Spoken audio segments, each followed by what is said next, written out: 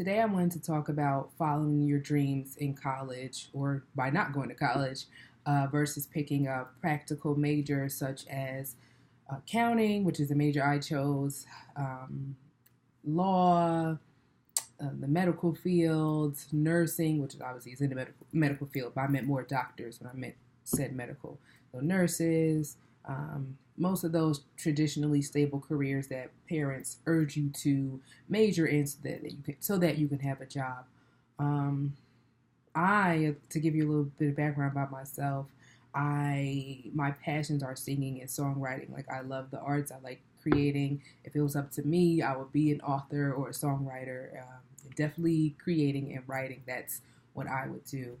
However, I chose accounting as my major, and to be honest, mainly it was because of fear. I was scared. Well, when I came out of high school, I was scared about sharing my talents. Like I was shy to sing in front of people. I only shared the songs I wrote with a few friends. I wasn't very open with my gifts, and I felt as though if I was to major in that field, that I would probably self-sabotage and pretty much not do well because I would be withholding those gifts.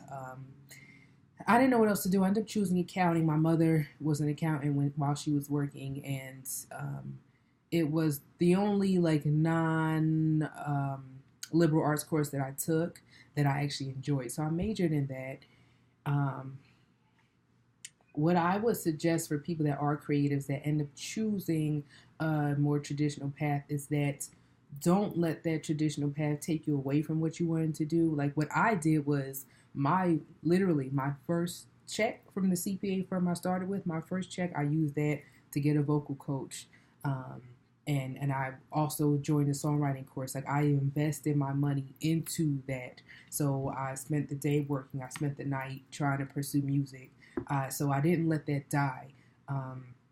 The issue I had was that I was still shy and I was not letting those gifts show. But at the very least, I felt good about knowing I was putting my money, putting my resources to things I love. And that was enriching for me. I went to open mics. I went to, even if I was just watching, I went to open mics. I went to karaoke nights. I just made sure that I did not let that die. Excuse me. So there are like if you do take a traditional path, whether it's because your parents forced you or because like me you were just too scared to pursue it, don't feel that all is lost. There's still things that you can do.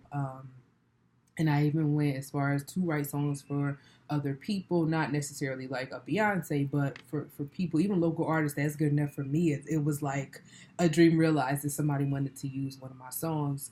And I stayed active singing in my church choir. So I still did other things. And then investing into your craft and not letting it die. And that's pretty much the biggest things that I could suggest for you. But then now with 2018, I mean, they're YouTube stars that make money. Probably tend to make more money than I do as a CPA. And being a creative these days doesn't mean you have to be broke. So it's not the way that it used to be.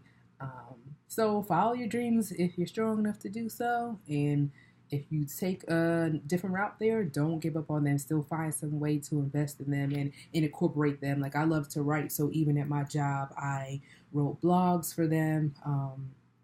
I always find some way to infuse my love of writing into what I do.